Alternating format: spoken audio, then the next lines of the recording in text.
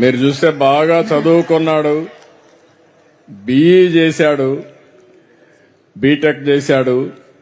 చేసిన తర్వాత out sourcing పని కూడా మీరు చూశారు. అక్కడ కాఫీ, అదేనా కాఫీనే కదా, కాఫీ గింజలన్నీ కూడా ఎక్కడికక్కడ పనిచేసే పరిస్థితికి వచ్చాడు. పట్టుదల వదిలిపెట్టలేదు, ఉడుం పట్టుబట్టాడు. ఈరోజు నచ్చిన ఉద్యోగం పోలీస్ కానిస్టేబుల్ ఉద్యోగం వచ్చింది. ఇది ప్రారంభం మాత్రం, ఇక్కడి నుంచి శుభారంభమే. వదిలిపెట్టద్దు. నెక్స్ట్ ఏ ఎగ్జామ్ వచ్చినా నువ్వు రాయాలి, రాసి మళ్లీ నువ్వు పోలీసు ఉద్యోగం కానీ ఏ ఉద్యోగమైనా ఉన్నత స్థాయికి రావాలి. వస్తావా? నమ్మకమేనా?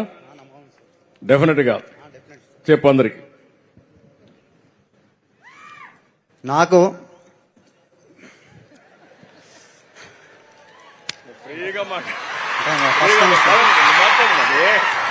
ఏమనుకోకరు, నువ్వు ఇంటర్వ్యూలో చెప్పావు. ఇప్పుడు ఎంతో కష్టపడి కానిస్టేబుల్ సాధిస్తాను. త్వరలో ఇంకా పెద్ద ఉద్యోగం సాధించి ఇదే స్టేజ్ మీద ఏమవ్వాలనుకుంటు చెప్పు. అది నీ అంతిమ గోల్ చెప్పు. నాకు ఫ్యూచర్ లో ఎస్ఐ అవ్వాలని ఉంది. ఎస్ఐ కావచ్చు, డిఎస్పీ కావచ్చు, డిఎస్పీ కూడా కావచ్చు. అవును సార్, అదన్నీ తప్పక సాధిస్తానని నమ్మకం ఉంది. నాకు ఇంతటి ప్రోత్సహిస్తున్నటువంటి డిప్యూటీ సీఎం పవన్ కళ్యాణ్ గారికి, అలాగే రాష్ట్ర సీఎం నారా చంద్రబాబు నాయుడు గారికి, అలాగే హోంశాఖ మంత్రి వాళ్ళ అనిత గారికి నమస్కారం తెలుస్తూ ముగిస్తున్నాను. బాబురావుకి ఒక టార్గెట్ ఇస్తున్నా. SI, DSP, SP all India లెవెల్లో. ఎందుకంటే ఆయన శక్తి ఆయనకి తెలియదు, హనుమంతుడి శక్తి ఆయనకి తెలియదు. నాకు తెలుసు. భవిష్యత్తుండే కుర్రాడు బాబురావు తప్పకుండా కష్టపడి ప్రయత్నం చేస్తే ఐపీఎస్ అయ్యి మళ్ళా ఇదే ఇక్కడ మన దగ్గర ఉద్యోగం చేసే పరిస్థితికి వస్తుంది. గట్టిగా చప్పట్లు కొట్టి ఆశీర్వదించండి.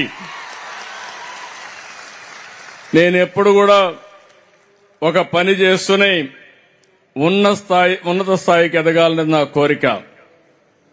ఒక గిరిజన అబ్బాయి మారుమూల గ్రామం నుంచి వచ్చాడు. మీరు అక్కడ చూస్తే పోలీస్ ఎట్లుండాలో అక్కడ చూసిపించాడు. ఇక్కడికి వచ్చినప్పుడు కొంచెం షై అయ్యాడు మమ్మల్ని చూసి కొంచెం. కానీ రేపు రాబోయే రోజుల్లో మాత్రం నిజమైన పోలీసుగా ప్రజలకు రక్షణగా ఉంటాడు. మనందరికీ పేరు తెస్తాడు. మరొక్కసారి ఆశీర్వదించండి. తొందరలో ఉన్నత పదవి రావాలని కూడా మనస్ఫూర్తిగా అభినందనమా. Good luck.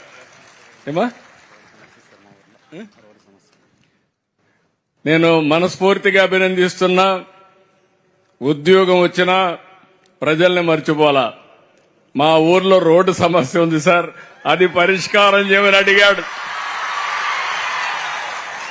అది నిజమైన వ్యక్తిత్వం.